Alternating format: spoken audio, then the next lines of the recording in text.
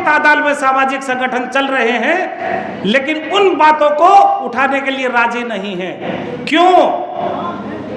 क्योंकि वो लोग अपनी रोटी का रास्ता सेक रहे हैं, केवल देख रहे हैं। किसानों की बात करें तो किसानों में भी ऐसी फूट डाली गई कि वो अपने हक अधिकार की बात भूल करके राष्ट्रीय अध्यक्ष और अपने सामाजिक संगठन बनाने पर लग गए। बुलडोजर चला दिया जाता है या उनकी जमीनें एक्वायर कर ली जाती हैं।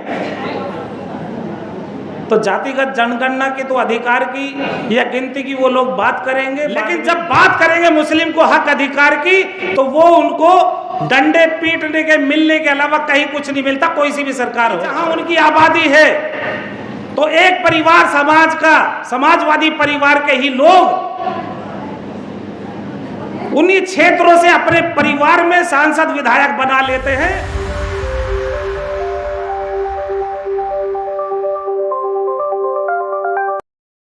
मेहरबानी वी द पीपल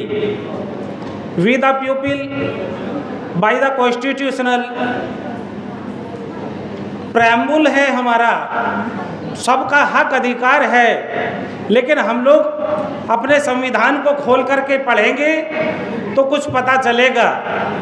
लेकिन आज हम लोगों को शिक्षा से दूर करने के लिए बहुत बड़े षड्यंत्र चल रहे हैं। अफसोस की बात है, आज हमारा ओबीसी समाज अपनी जातिगत जनगणना के लिए तरस रहा है। आज आज़ादी हुए कितने वर्ष हो गए, लेकिन ये आज़ादी झूठी है और देश की जनता भूखी है। लेकिन इसका हमारा संविधान होते हुए, संवैधानिक पदों पर बैठे हुए मनुवादी विचारधारा क्यों सक्सेस हो रही है? क्या देश संविधान से चल रहा है? नहीं, मनुवादी लोगों की विचारधारा से, मनुवाद से चल रहा है, मनुस्मृति से चल रहा है। आज हमारे देश में ओबीसी समाज को कितना हक अधिकार है? 27% मिलना था, लेकिन 52% होते हुए 1931 की जनगणना के अनुसार। पूरे भारत देश में यदि हम चर्चा करते हैं, चाहे वो किसी भी मजहब में हो, किसी भी विचारधारा में, किसी भी पंथ में, तो करीब 80% ओबीसी समाज में आते हैं। कुछ हमारे समाज, हमारे देश में राजनीतिक पार्टियां हैं, लेकिन उन राजनीतिक पार्टियों में ओबीसी समाज के हों, एससी समाज के हों, एसटी के हों या माइनॉरिटीज के हों, सांसद और विधायक या राज्यसभा मेंबर अपनी आवाज, अपनी बात नहीं रख सकते। वो गुलाम होते हैं उस पार्टी के, जैसे वो कहेंगे या जिधर को पार्टी का आदेश होगा केवल वो बात रखते हैं। जनता ने चुना है, जनता की बातें नहीं होंगी। कुछ सांसद हैं, कुछ विधायक हैं जो इस बात को लेकर के चलते हैं, लेकिन जो मीडिया कर्मी उस बात को लेकर के आना चाहिए, जनता की बात जनता के द्वारा, सरकार की बात जनता के लिए, जनता की बात सरकार के द्वारा नहीं। आज कुछ बहुजन समाज के लोग उस मीडिया को चला रहे हैं, यूट्यूब को चला रहे हैं और वो सच्ची बात दिखा देना चाहते हैं, लेकिन उनके ऊपर केस कर दिया जाता है।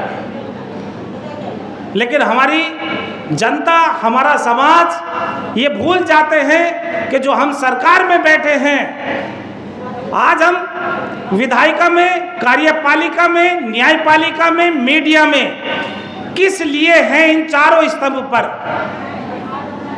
उसके लिए नहीं सोचने का टाइम। अरे जनता के पैसों से, जनता के टैक्स लेकर के आप वहां तक पहुंचे हो, वहां से रोटी खा रहे हो, तो जनता की बातें क्यों नहीं? जनता तरस रही है अपने हक अधिकारों के लिए। न्याय नहीं है न्यायपालिका में, क्योंकि वहां पर संख्या के अनुपात में आज तक भी न्यायिक अधिकारी जजमेंट सुप्रीम कोर्ट में नहीं पहुंच पाए। अफसोस की बात है, आज 10% के लोग होते हुए EWS 10% लागू है। OBC कितना है? 80%। हक अधिकार कितना है? 0%, 1%, 2%। क्यों भाई? इसका मतलब है कि हमारा OBC समाज, पिछड़ा समाज जागा हुआ नहीं है, सोया हुआ है। बाय द कॉन्स्टिट्यूशनली संवैधानिक अधिकारों को तो ले रहे हैं, लेकिन संविधान की बातों को करने के लिए राजी नहीं है, राजी नहीं है। लेकिन हमारा वी द पीपल एक ऐसा संगठन जो जितने भी आज लाखों की तादाद में सामाजिक संगठन चल रहे हैं, लेकिन उन बातों को उठाने के लिए राजी नहीं है। क्यों? क्योंकि वो लोग अपनी रोटी का रास्ता सेक रहे हैं, केवल देख रहे हैं। लेकिन वी द पीपल अपने हिस्से की रोटी हर जनता के लिए लड़ाई लड़ने के लिए इस कॉन्स्टिट्यूशन क्लब में, यह समाज में भागा हुआ फिर रहा है। मैं सल्यूट करता हूं वी द पीपल के साथियों को, और उसमें जो सामाजिक संगठन हमारे साथ दे रहे हैं। वाम से एक विचारधारा चली कि अपने हक अधिकार के लिए कैसे लड़ा जाए, कैसे उस बीज को बोया जाए। लेकिन वहां से कुछ लोग सीख करके अलग अलग संगठनों में जाकर के खो जाते हैं और अपनी अपनी रोटी सेकने को राष्ट्रीय अध्यक्ष बन जाते हैं। किसानों की बात करें तो किसानों में भी ऐसी फूट डाली गई कि वो अपने हक अधिकार की बात भूल करके राष्ट्रीय अध्यक्ष और अपने सामाजिक संगठन बनाने पर लग गए, क्योंकि वो एक ऐसी ताकत है, उसके रोकने के लिए इस सरकार ने सड़कों पर पक्के पत्थरों के बना दिए गए कि वो आगे ना बढ़ सके। मजदूर का खून पसीना चूस रहे हैं, उनका अपना पैसा नहीं है। जब किसान मजदूर लोन लेता है और उससे नहीं चुकाया जाता तो उसके घरों पर बुलडोजर चला दिया जाता है या उनकी जमीनें एक्वायर कर ली जाती हैं। तो जातिगत जनगणना की तो अधिकार की या गिनती की वो लोग बात करेंगे बाद में। अब आता है बात एक जागरूक समाज आपके ही बीच में SC ST OBC से कन्वर्टेड मुस्लिम समाज, चाहे कोई सी भी गवर्नमेंट हो, बिना मुसलमान के नाम लिए, बिना मुस्लिम के साथ और सहयोग के वो आगे ही नहीं बढ़ सकते। मैं लिख करके दे सकता हूं। लेकिन जब बात करेंगे मुस्लिम को हक अधिकार की तो वो उनको डंडे पीटने के मिलने के अलावा कहीं कुछ नहीं मिलता, कोई सी भी सरकार हो। आज यूपी में तीसरे नंबर पे पूरे देश में ताकत बनाई गई मुस्लिमों की वजह से समाजवादी सरकार। लेकिन जब समाजवादी सरकार में मुस्लिमों को सांसद विधायक बनाने की बात आती है, उनके हक अधिकार की बात आती है, तो आवाज नहीं उठती है। मुस्लिम क्षेत्रों में ही जहां उनकी आबादी है तो एक परिवार समाज का, समाजवादी परिवार के ही लोग उन्हीं क्षेत्रों से अपने परिवार में सांसद विधायक बना लेते हैं। लेकिन मुस्लिमों को जब सीट बंटवारे का नाम आता है तो जीरो। ऐसा क्यों? मैं पूछना चाहता हूं अपने समाज में कि ऐसी दोहरी विचारधारा क्यों भाई, जिसकी वजह से तुम्हारी पार्टी इतनी ऊपर गई। वरना बताइए मुझे कितना परसेंटेज है यादव समाज का। कांग्रेस सरकार ने पूरा इतना ध्रुवीकरण किया जब से आजादी हुई है, और आजादी में सबसे ज्यादा मुस्लिम समाज का नाम है। फांसी के तख्तों पर लटके हैं, पेड़ों पर लाशें मिली हैं। लेकिन आज चारों तरफ जिसको भी देखो, SC समाज हो, OBC समाज हो, कोई अलग से मारने वाला नहीं आता है। और वो भी OBC समाज से ही मुस्लिम कन्वर्ट है, SC से कन्वर्ट है, ST से कन्वर्ट है। 1956 में पंडित जवाहरलाल नेहरू ने जो हक अधिकार मुस्लिम कन्वर्ट हुए SC ST से, उनको ही खत्म कर दिया कि इनको हक अधिकार नहीं मिलेगा।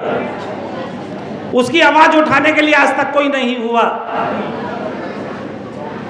भाई अपने हक अधिकार के लिए जागेंगे या नहीं जागेंगे? सब लोग हाथ उठाएंगे, आवाज देंगे, हम एक हैं। अभी भी सोते रहोगे तो सो जाओगे। आने वाली नस्लें कहेंगी कि हमारे बाप दादा आजादी में जी लिए और हमें गुलामी में छोड़ गए। कब निकलेंगे इस गुलामी से? आजादी चाहिए या नहीं चाहिए?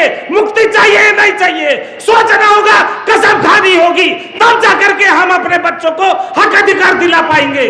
वरना यहीं बोल करके रह जाएंगे और समाज में कुछ नहीं होगा। जाना होगा घर घर, गली गली। जैसे 10,000 वोट के लिए, एक वोट के लिए पैसा बांटा गया, सोचो 5 साल के लिए क्या उसमें से हमारे हिस्से में एक दिन में कितना पैसा बनता है? हमारे रोजगार छीन लिए, महंगाई पता कर दी। हमारे देश में जहां रोटी बनती है आज उसको लकड़ियों को खत्म करके गैस पर ला दिया, लेकिन गैस लाने के लिए जिस देश से आती है उस देश के साथ में नहीं खड़े हैं। क्यों नहीं खड़े हैं? यानी कि हमारा SC ST OBC का जितना भी सांसद विधायक है, क्या वो बीजेपी में नहीं है? वो आवाज नहीं उठा सकता? बाबा भीमराव अंबेडकर साहब ने एक वोट से पूरी सरकार हिला दी थी। आज कितने सांसद है OBC के, कितने SC के हैं, कितने ST के हैं? क्या सरकार नहीं गिर सकती? तुरंत पलट सकती है, तुरंत रातों रात एक पल में पलट पड़ सकती है, लेकिन नहीं पलटाना चाहती। तो इसके जिम्मेवार हमारे OBC समाज के, SC समाज के, ST समाज के ही सांसद विधायक हैं। जब हमारी पूरी बहुमत से सरकारें रही, क्या मैं पूछना चाहता हूं, समाजवादी हो, बसपा हो या कोई भी, उनसे हमारी जाति आधारित जनगणना उन लोगों ने क्यों नहीं कराई आज तक? तो हमें सवाल करना होगा अपने सांसदों से, अपने विधायकों से, तब जाकर के हम अपना अधिकार मिलेगा। आने वाले कल के लिए एक लड़ाई और लड़िए कि हमें 2 वोट का अधिकार मिलना चाहिए। SC को, ST को हजारों सालों से हम दबे कुचले हैं। मुस्लिमों को जितनी संख्या है उसके अनुसार पे उनकी सीटों पर आरक्षण मिलना चाहिए कि वो भी सांसद विधायक में संख्या के अनुपात में पहुंच सके। आप लोगों ने मेरी बात को सुना, समझा और आगे मेरा साथ और सहयोग देंगे, आवाज उठाएंगे। एक आवाज अपने गली मोहल्ले से चलेगी और वो भाईचारे की कायम की होगी कि समता, समानता, न्याय, बंधुता और स्वतंत्रता पर आधारित हमें देश और समाज का निर्माण करना होगा। करेंगे सब लोग?